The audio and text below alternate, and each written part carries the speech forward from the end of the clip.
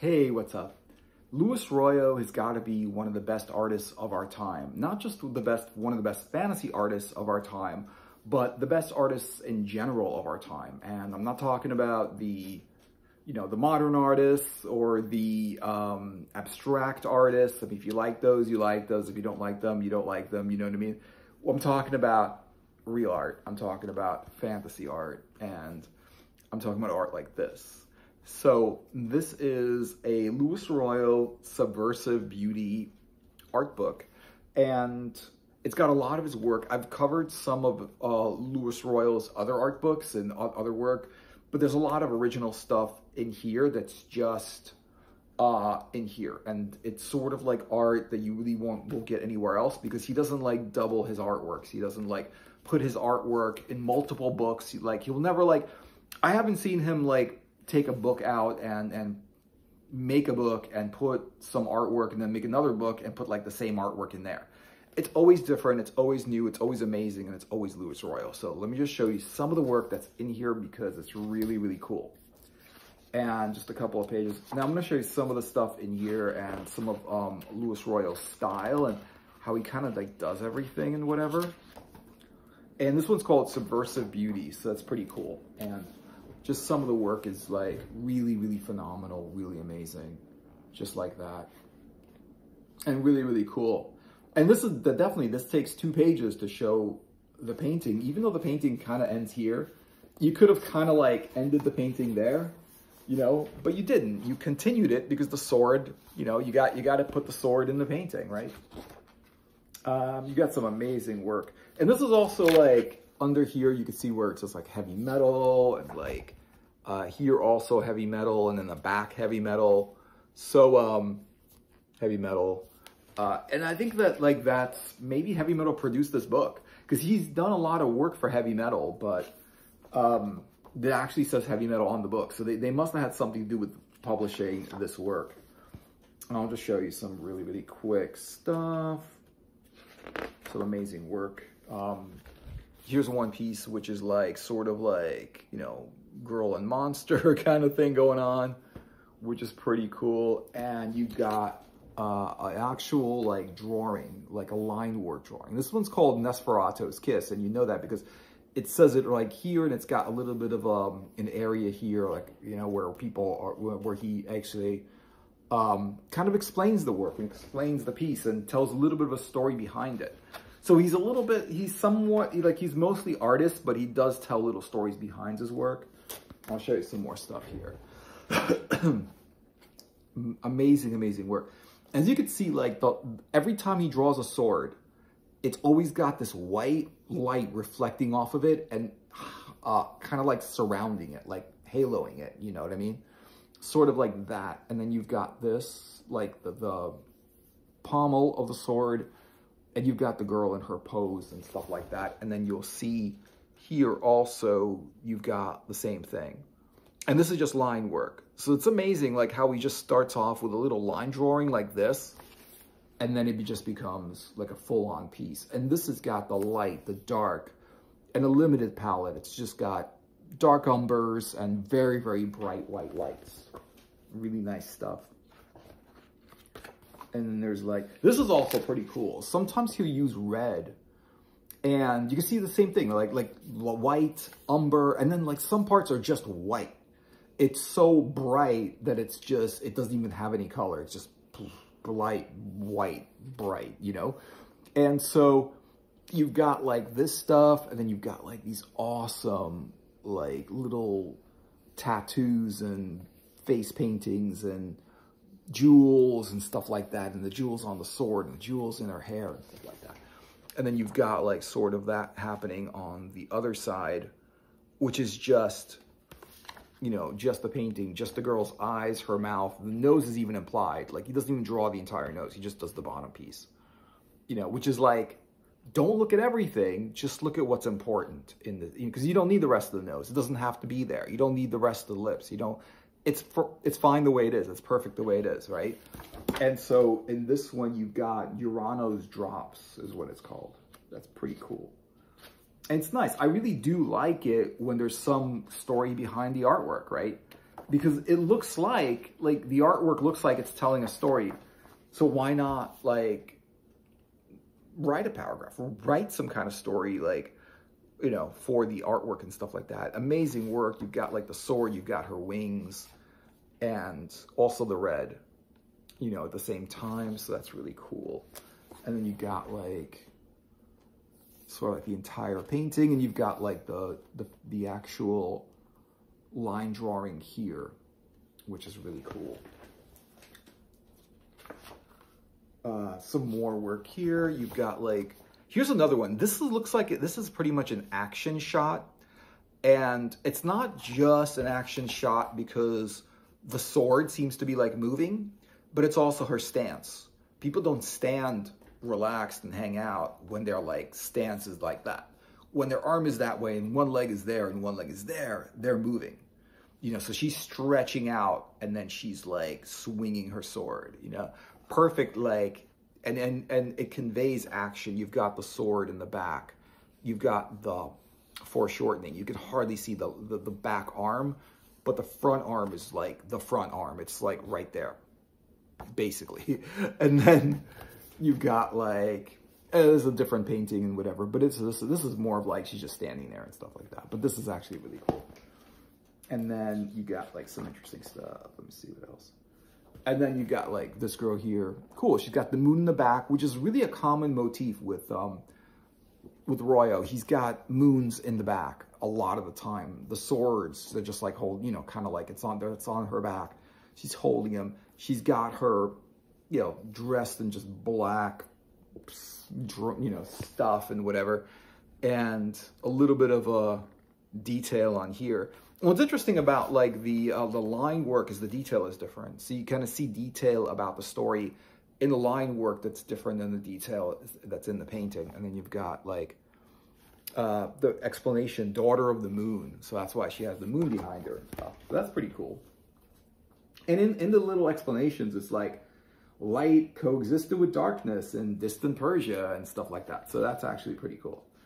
What's nice about having a little bit of an article there to read it, when you're looking at the paintings, is that it slows you down so you don't flip the pages too fast. You kind of like take in the painting a little bit more, you know, because if you're just looking at paintings, you look at it and look at the next one and the next one and the next one. But if you have something to read, just like a comic book or like being in a museum and then you want to read the little like thing that's attached to the painting, it takes you longer to look at all the paintings because you're reading about it, you're getting into it a little bit more. More stuff here, 2 swords, armor, tattoos, really cool tattoos, and like always a cool pose. Like always a cool pose. Like he doesn't, I think that's one thing he's really good with. I don't know if it's just the models posing or he's kind of directing the poses or whatever, but there's always a cool pose, and it starts with the line drawing right there. I don't know if he actually just made the pose in the line drawing and then told the model, okay, pose like this, or the model just said, here's my pose, check it out, you know, because that's pretty cool too. And then you got like more like really work here. She's got like her sword. She just killed a monster. And she's just kind of hanging out, you know, and then you got more on here, just girls with swords being girls with swords, right? That's what he does. That's what it is. And it's good because it's convincing. It's just like, yeah, I mean, a girl with a sword would be like that, right? Would be a girl with a sword. And that gets conveyed, you know, that gets painted and stuff. There's more really cool work. Another like monster and Beauty and the Beast kind of thing going on. You got like the guy's skull face, you got bats in the back, you got sort of like some kind of moonlight or whatever, and then you've got like that. And the outfits are actually really cool too. You've got like how they're dressed. That's really amazing. And then they have that. Okay. And the thing about this book is, you know, this book, like every single page is amazing. Like all of the work on here is really cool. Again, with like the second page is just for the sword. The first page is for the girl and the second page is just for the sword. That's the only reason you need a second page here, because of the sword. But that's actually cool. It works. It works. It just does, and it makes sense. Like, why not like show the whole sword in the second page? Let me see. Wait. More really cool work here. That's really cool.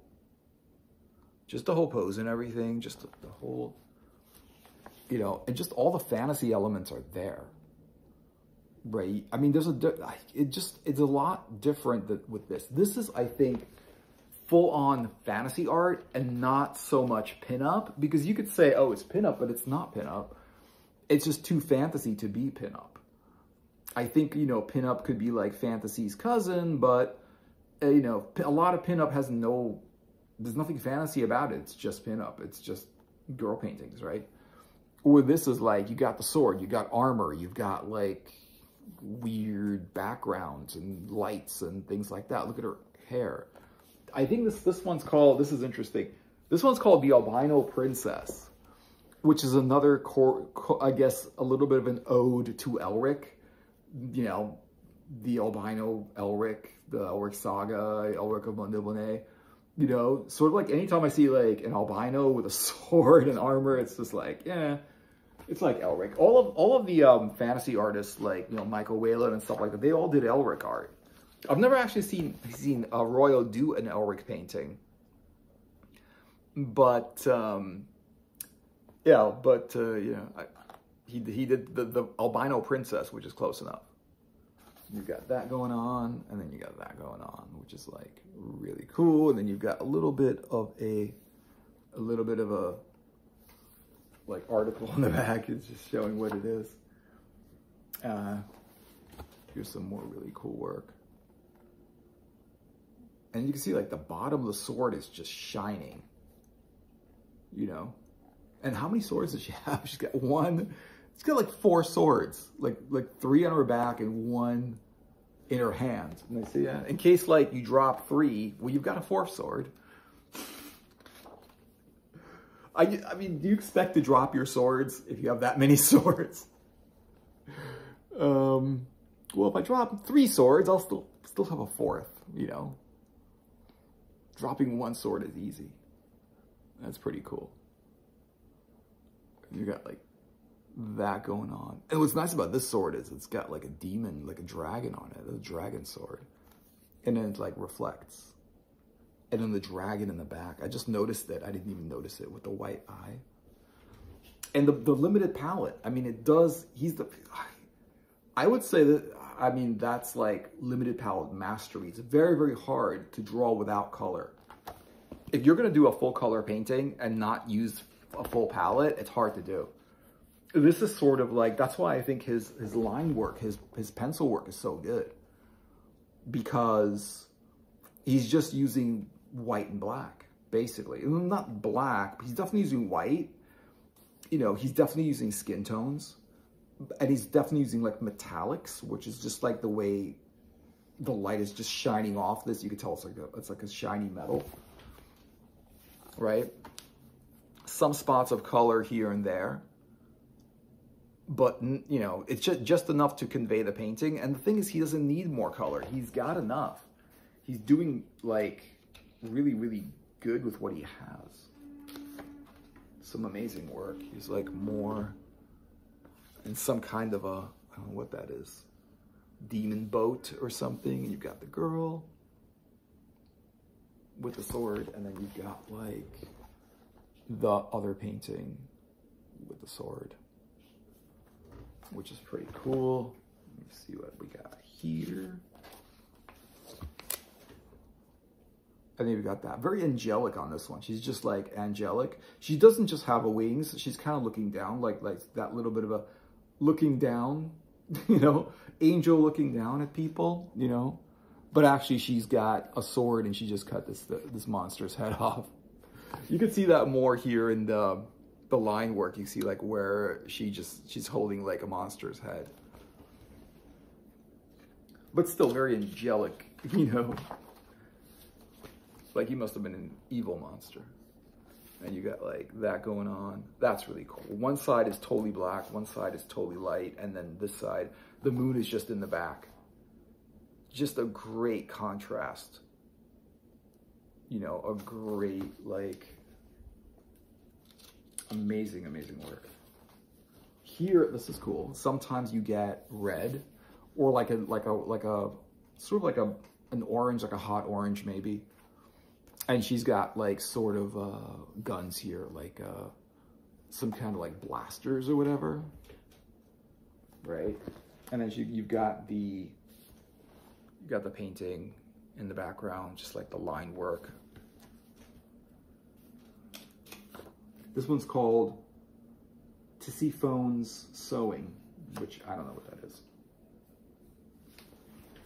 Amazing work. I love the models too. The models are great in this one. Like, I wonder like what he does. Does he really like put the clothes on them, and then the hair, and then the little jewelry all over the place, the body jewelry, and then just draw the background? Or does he just do the girl and then draw the jewelry and everything over it? Or does he dress her up that way before painting her? Like, I don't know what he does first. This is pretty cool too. Girl with wings, girl with wings, girl with wings. And you've got another girl with the moon behind her. A lot of like moon in the back. Moon, you know, he likes putting the moon in the back. I think that it actually works really well because of his light and dark. Because like when the moon, when it's moonlight and not sunlight, you can kind of see all the colors in sunlight. With moonlight, there's just like moonlight, shadow, dark, white, light. You know what I mean? It's sort of that. And you've got like this one going on here. And then a little explanation there, but that's actually really cool.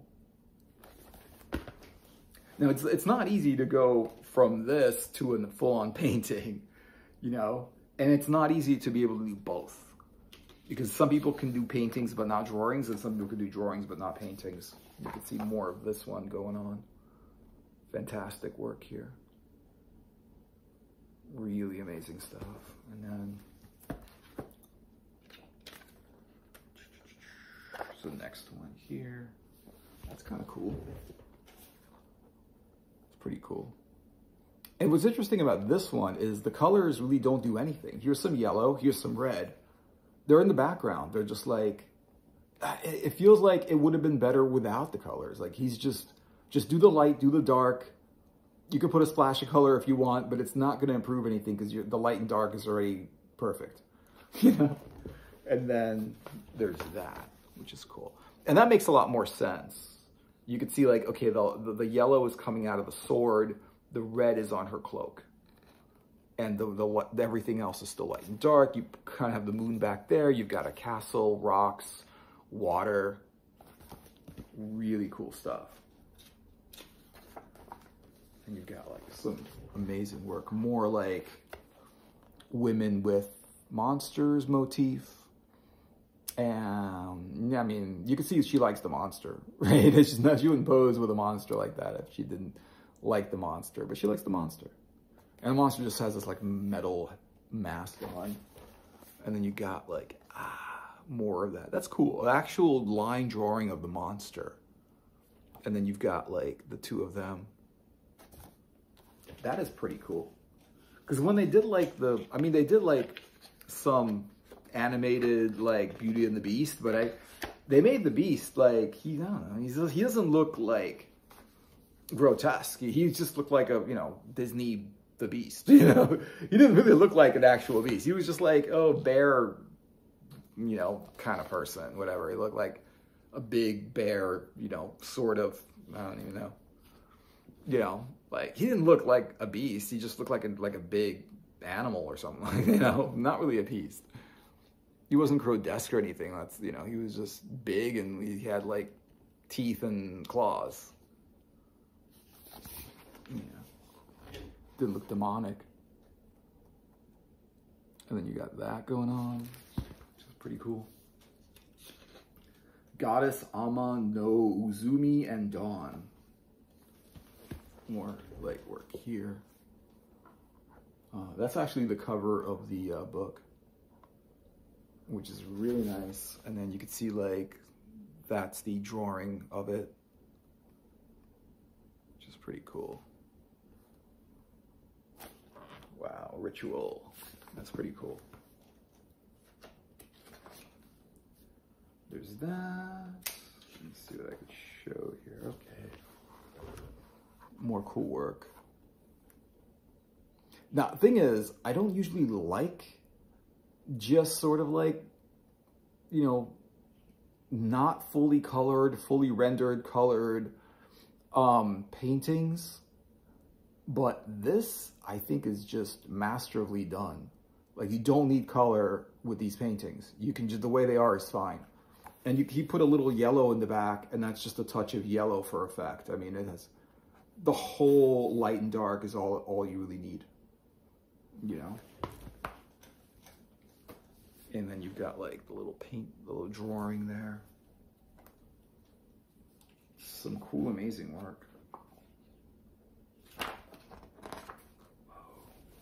What's that? That is super cool. And, you know, tattoos and like stockings and just, and a pose, a sword, you know, just so cool. Now, the thing is about, without the sword and without the monsters, it wouldn't be fantasy art, but, it, you know, but the thing is, it connects fantasy art to the rest of the whole thing that he's trying to do. You know, it's sort of like, no, it's got to have the sword in it because then it is fantasy art. And then people who like fantasy are going to like connect with it. They're going to like this. You know, and honestly, like, if it didn't have swords, I would like it. But I wouldn't be like, oh yeah, I like it, but it's not really fantasy art. With swords, it's fantasy art. With dragons in the back, with monsters, demons, with the whole motif, you know, it would just be, I don't know what it would be without the fantasy elements, but the thing is that he puts the fantasy elements in. She's got a shield, she's got a sword, she's got armor. You know, he puts the fantasy elements in, and you could say, okay, this is just really good fantasy art, which is very, very figure drawing centered, you know. And even like here, like the tattoos are dragons, two dragons looking at each other. So it's pretty cool. I think it's looking, yeah. Well, they're like kind of like, well, there's a bunch of dragons on her.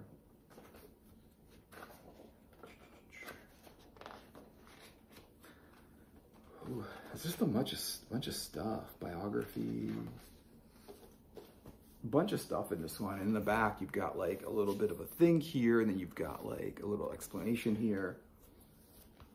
It's amazing, amazing work. And it is Louis Royo's Subversive Beauty. I really think that this guy is worth checking out because his art is really, really amazing. And this kind of thing, I don't think I've shown this one. And the fact that it's produced by Heavy Metal Magazine, or it's got little logos of Heavy Metal Magazine, which means they had something to do with curating this collection of art pieces. I think that matters, and I think that makes it, I don't know, they're just really, really good with what they do. So, you know, thanks for watching, guys. I hope you enjoyed the video. Let me know what you're thinking in the comments. Give it a like and a subscribe, and I'll see you guys in another video later.